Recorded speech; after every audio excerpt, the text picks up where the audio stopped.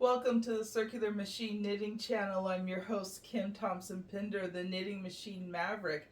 And today I'm coming to you with another great new yarn for your Addi and Centro knitting machine, the Bernat Fluffy. This is, I believe, a 5-weight yarn, but because it condenses down so well, I was able to use it on my knitting machine to make this blanket for you today. Now, it's super soft, but it's also super thick. So this is going to make an incredibly warm blanket for you, especially if you're like me, living in Canada with our Canadian winters. So this is done with the Bernat Fluffy. It's 55 by 55 inches, so it is a square blanket, and it is done on your Addi, on my Addi 46 and 22, but you can also use your Centro 48. So I'm looking forward to doing this project with you. Let's get started. For this blanket, you're going to need both your 46 and your 46 or 48 needle machine plus your 22 needle machine. You are going to need some Bernat Fluffy yarn. This color here is Amethyst Awe. You're going to need 2 balls of that. And then here's what the purple looks like. That's called Purple Dusk. And you're going to need 6 balls of this one. Oh, I tried to do it in 5. It was really close, but you do need 6. So, and you will have some left over. You're going to need waste yarn, scissors, stitch markers, darning needle. I love these metal darning needles. I don't like the plastic ones that come with the machines. There is a link in the description for an Amazon affiliate if you want to get these specific ones. And yes, I do make some money if you purchase from my affiliate link, but that all goes back into making more projects for you guys for this YouTube channel. Scissors and a crochet hook. This one here is the Susan Bates, just my personal preference. It's US, I think US 9. Sorry guys, I don't have my glasses on, I can't read it that well, but it's a 5.5 millimeter crochet hook. I highly recommend if you're doing a lot of projects. I have back and neck and shoulder issues, so my lovely husband got me this. It's the Radley 1248-202B screwdriver. The drill attachment I got from Amazon, and I actually just ordered a second one of these. The reason I like it so much is you can put it on the machine like this, and you don't even have to, like, you're not holding it up, so it's not stressing your arm. It lies there, perfectly aligns with your machine, and all you gotta do is, so highly recommend it. This is from Home Hardware in Canada. I'm not sure if it's available anywhere else. All right, let me get my 46 needle Addi machine set up, and we'll be right back to start this project. This blanket is comprised of 2 different tubes, one done on your Addi 46 or 48 needle machine and one done on the 22. So we're going to do the bigger tube first, the one on the 46. You are going to cast on with yarn. In this case, this is just regular old 4-weight acrylic, just some that I had left over. It seems to work fine. My only recommendation would be that you do extra rows, because sometimes when you're trying to do different weights or different types of yarn together, it does make it easier to unravel. So I do encourage you, do a few extra rows of waste yarn just to ensure, especially if it's going to be sitting or moved a bit before you get a chance to sew it close. So I'm going to do 8 to 10 rows, and I will be back.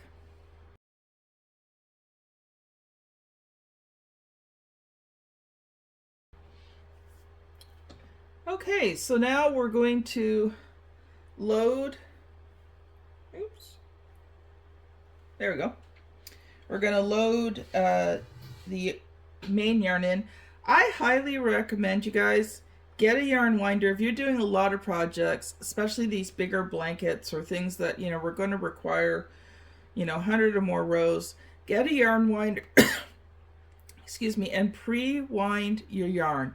It's going to make life so much easier and faster, especially if you're using the drill attachment. You have to have consistent tension for the drill attachment to work properly. Otherwise it skips stitches, it jumps, it tucks, it does all sorts of really interesting things if you don't have nice, even, relatively loose tension. So these yarn balls are perfect. It feeds out easily, the drill attachment pulls it out as it's working, and it creates an even tension for your work. Sorry, this fluffy yarn is really fluffy and it loses little pieces and it's just going up my nose. Ugh. Never had that happen before with it yet, but there you go. All right, so you're going to load it in. You always want to hold the two ends for the first couple of stitches to make sure that the last stitch of the waste yarn doesn't drop and that the first one catches.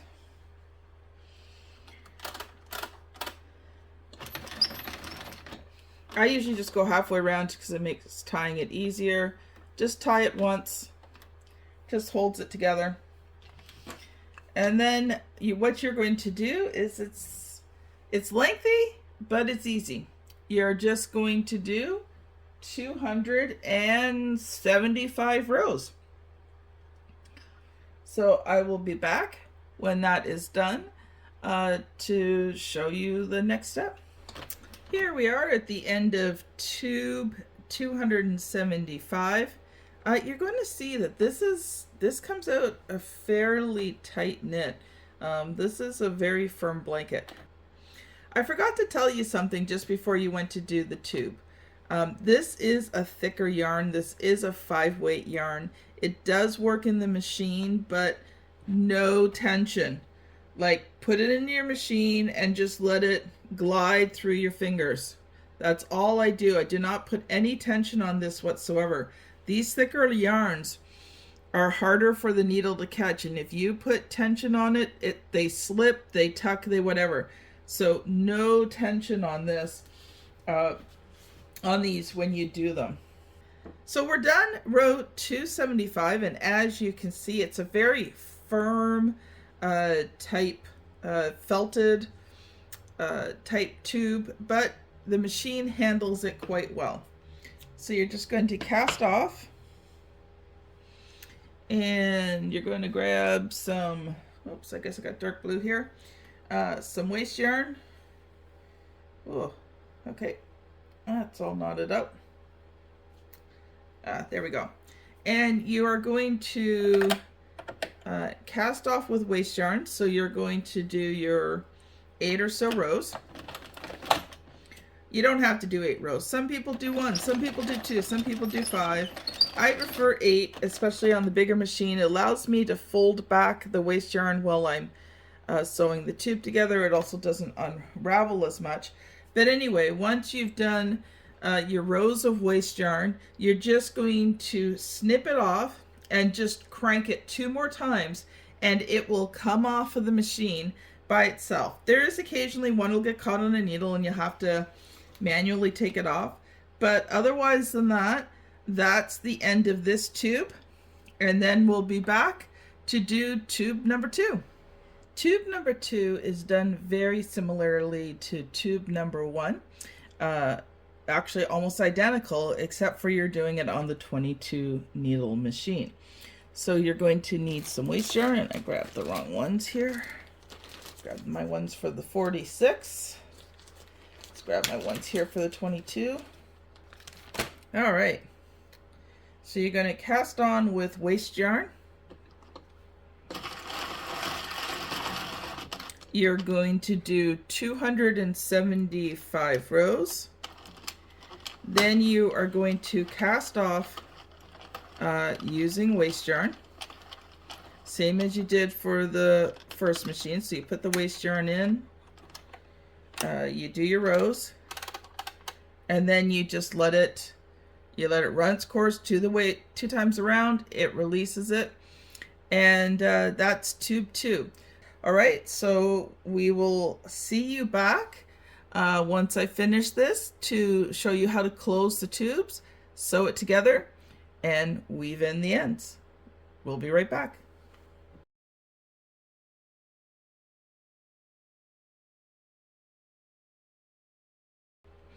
For tube 2, it's very similar to tube number 1. And I had forgot to mention in the beginning that you're going to need 5 of tube number 1 and 4 of tube number 2. So tube number 2 is done on your smaller 22 Addi needle machine. You're going to want to do your waist yarn, which I've got completed here.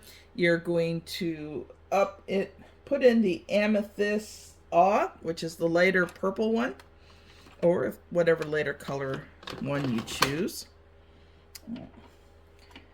My machine came loose here. Give me 1 second. Or maybe I just didn't tighten it down in the first place. That can happen too. You know, I do get distracted from time to time.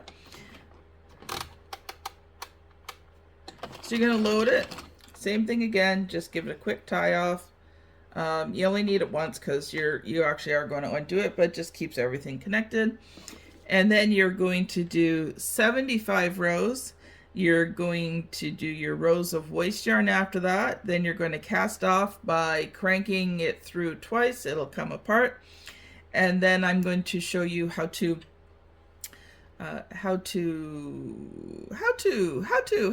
okay, it's one of those menopausal days. How to close the tubes up and then join them together. So we'll be back at the end of tube 2 to take you to the next step.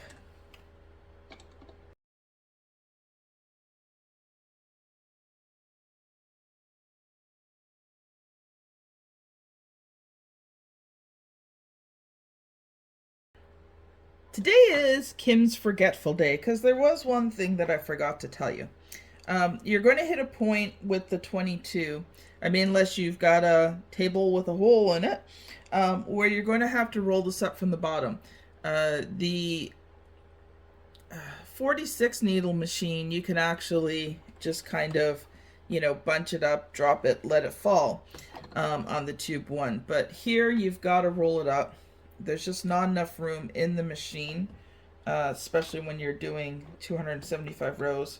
I mean, if maybe just 100 rows or so, you probably could just lift it up and throw it in. But with how many rows we're doing, you've got to roll it up. So I've got, you can't really see what I'm doing, but I got my hands underneath the yarn and I'm just pulling it down and I'm rolling it up into a ball. And you're going to have to continue to do this probably, probably every 10 rows and then every 5 rows towards the end. But, you're going to have to roll this up. And it becomes a really big donut. Anyway, that's just a reminder for you. And then be back at the end of row 275 when we've got it cast off and ready to sew together. Ready to close the tubes. Oh, it's going to be that kind of day.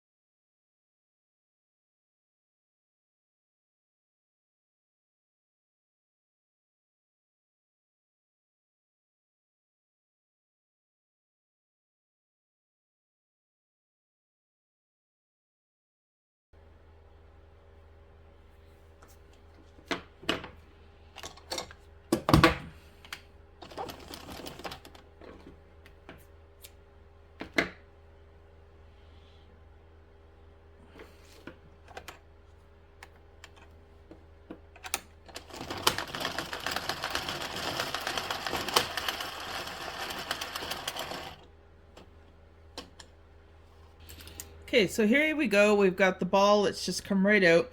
You do not want to leave it in a ball.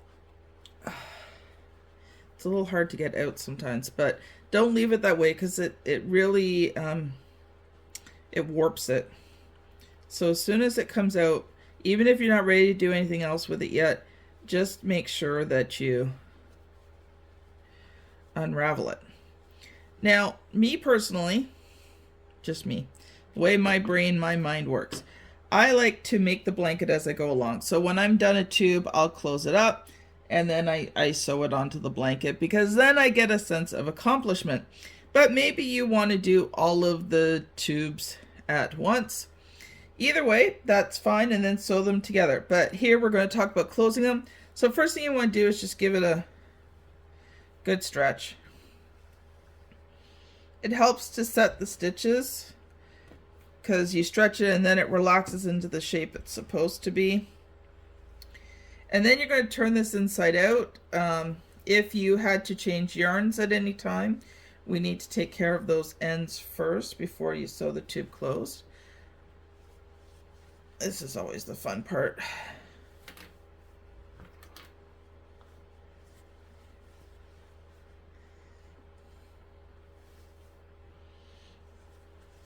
La, da, da, da, da, da, da, da.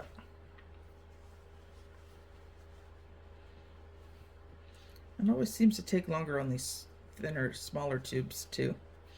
All right, so you just quickly go along. Not on that side, but I know there's some on this side. So all you're going to want to do is just take it, tighten it down a little bit. Not too tight, because it'll warp the stitches around it. I usually do 3 tie-offs just to make sure it's super duper knotted. Trim about 1 inch. And you're just going to go through. So in this case, I only had 1 tie-off. Well, that's good. Sometimes, well, actually on the bigger balls, I have more. Okay, let's bring this down so you can see what I'm doing here. Oh, and you got to bring it back through to the right side again. So we'll flip this up for a moment so I have room to work.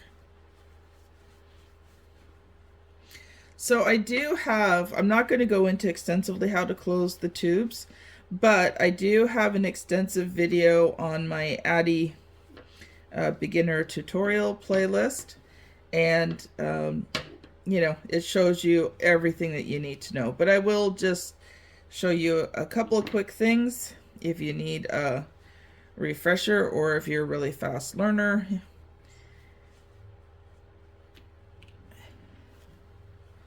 Okay, can you see everything? Yeah, let's bring this down.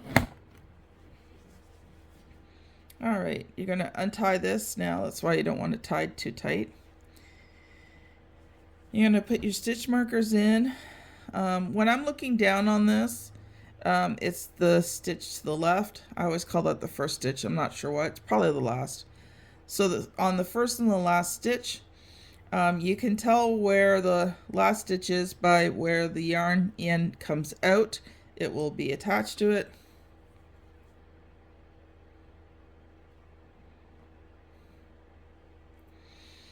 Then on the 22 needle machine one, you're going to count 12 stitches, so 1 past half. If you're on the 46 needle machine and doing the bigger tubes, it's going to be stitch number 24, which is 1 past half. If you're on a 48, it's going to be stitch number 25. And the reason we do that is so that when you get to the end, all you've got to do is feed. Oh, sorry about that, guys. My camera dropped a little bit. There, that's better.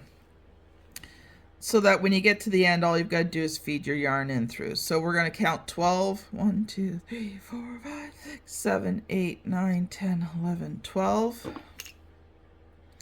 You're just going to put your crochet hook in. You're going to go, if you turn it towards you, to the one to the left when you're looking down on it. And you're just going to pull that loop through. Then you go to the one on the other side and you pull the loop through, and you're just going to continue this until you hit the end. So just some things to note. A lot of times as you're getting closer to the end, it does get harder to see. They get pulled tighter, and so they are harder to see.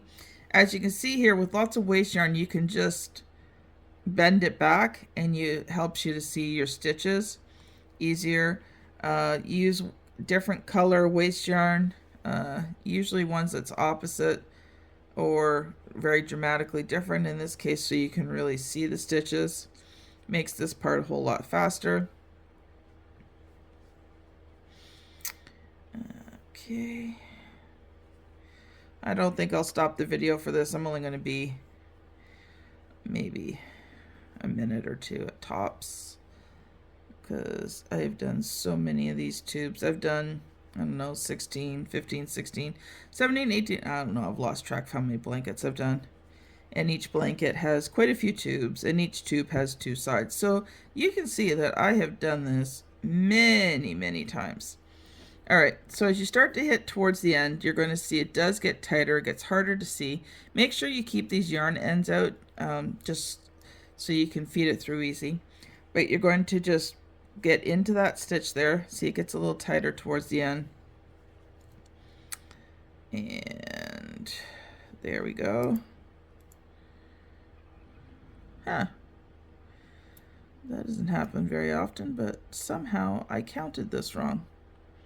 Because this should be one more stitch on this side. Well, you know what? I am not going to rip it out this time. We're just going to do these other 2. But I obviously counted that wrong. Which does happen when I'm trying to talk and film and do things at the same time.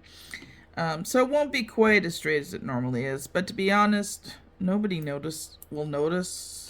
Especially someone who's never knitted won't even be able to tell. Alright. And then you're going to pull out the other slip stitch holder. Tuck it in. Bring that one through. And then take the yarn end. Yarn over on your crochet hook. Pull it through. Cinch it close. And then you're going to remove the yarn. So as you can see here, it's already starting to unravel. And this end's the easy end. The other end is more difficult, but like I said, if you've never done this before, go watch my Addi beginner tutorial on how to close the ends, because each end is a little bit different. So you're going to close the ends, both ends on your tubes. Again, I just give it a stretch once it's done, and then you can just sew it. So I'm going to close the other end here. And then I will be back to show you how to join these tubes together. For sewing or joining the tubes together, I decided to give it to you partly all the way through so I could show you how to line this up. So this is actually easier to do because it's just a straight tube. There's no changing color, so it's relatively easy to do. You're going to want to put a stitch marker here.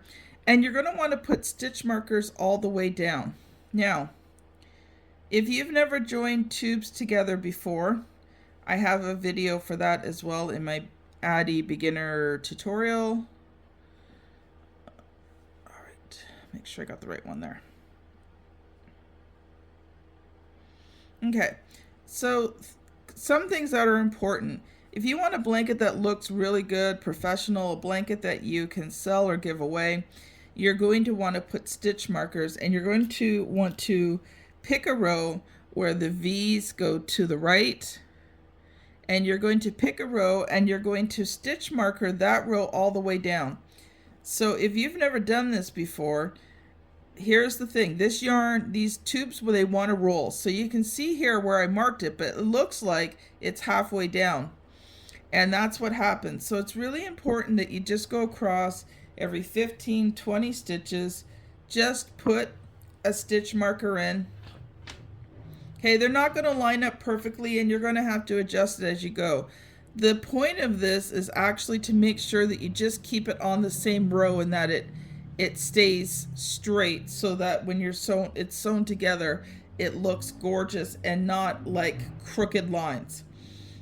Because it will do that because the yarn rolls. The tubes, they roll.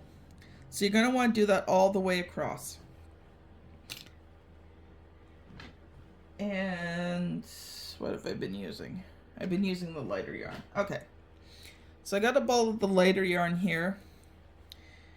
I'm going to show you just quickly how to do this. If you've never done it before, again, I've got the tutorial that goes into a lot of detail.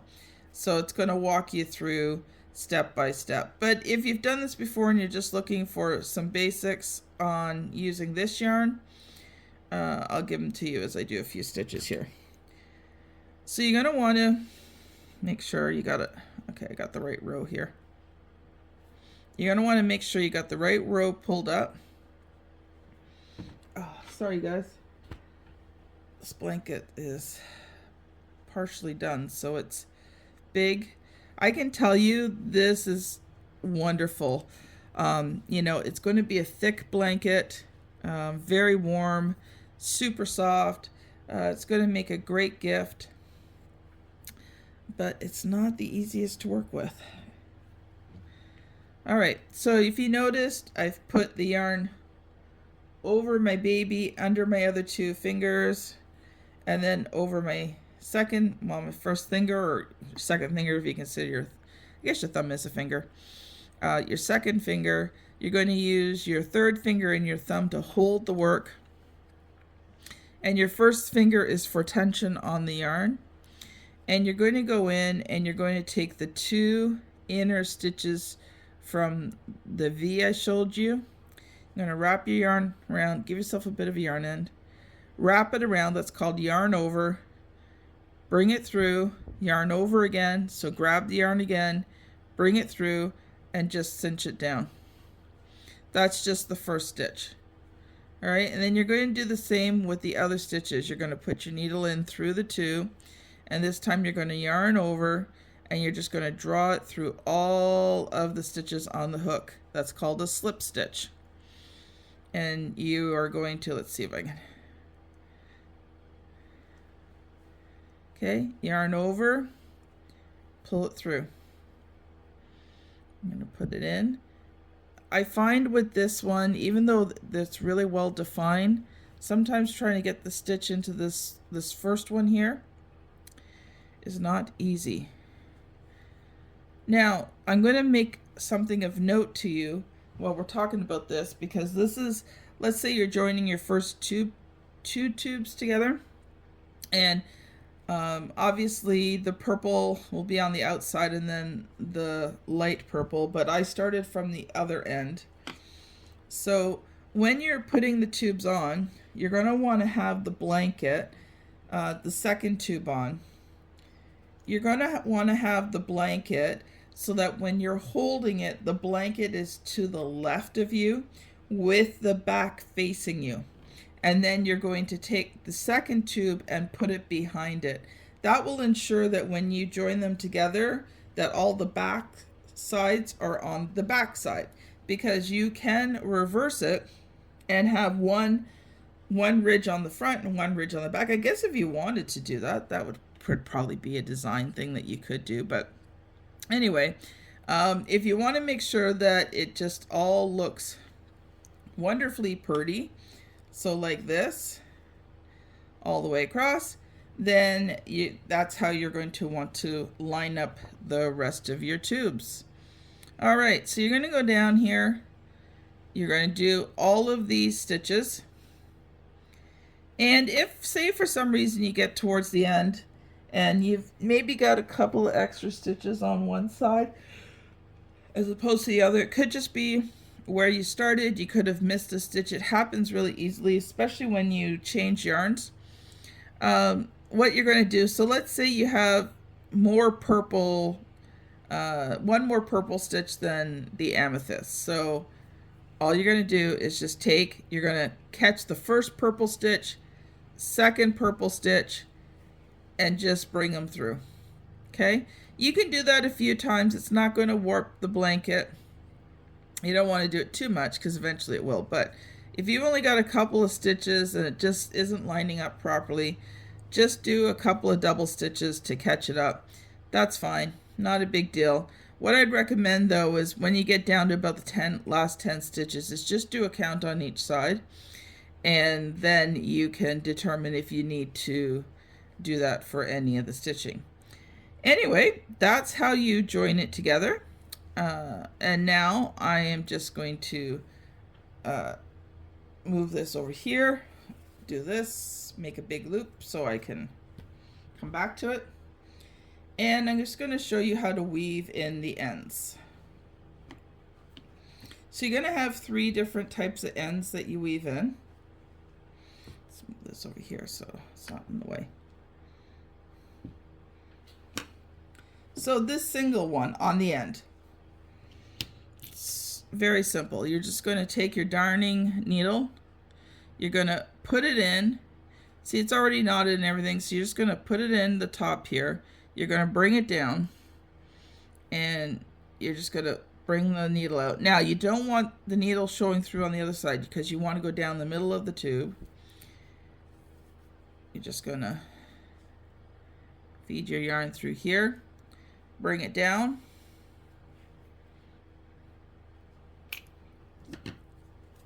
just give it a slight pull.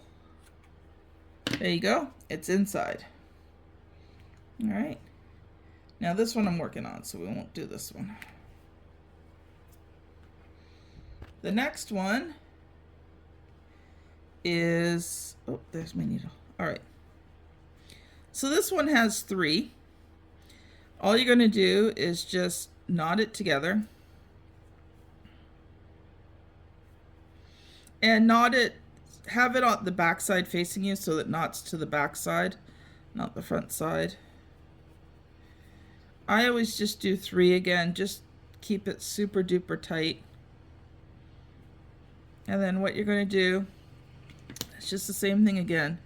In this case though, this first row here is part of the seam, yeah, pretty well part of the seam, so you want to kind of come into the second one here. You're just going to come down. Just make sure it's not showing through on the other side.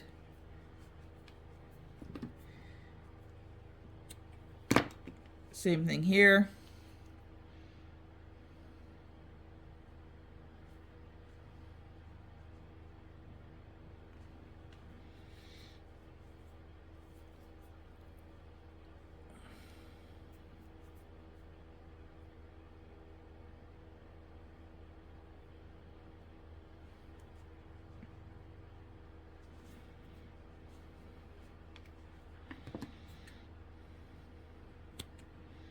Snip.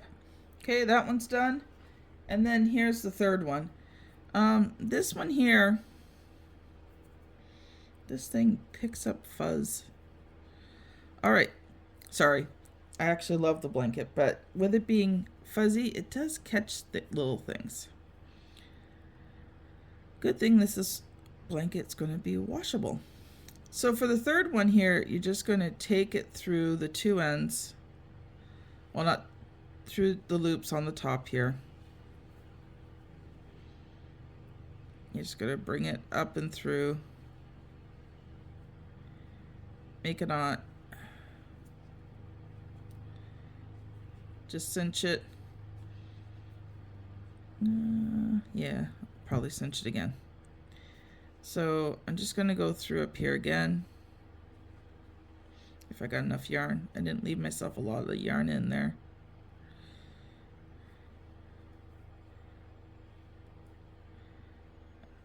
Make a knot. Just make sure it's tied off well. Bring it down the side that it matches. Again, just catching the inside here. Just give it a pull down so you can't really see it. Snip, and you're done. Well, there you go. You have completed your blanket. You're just going to go around and do that for all of the ends.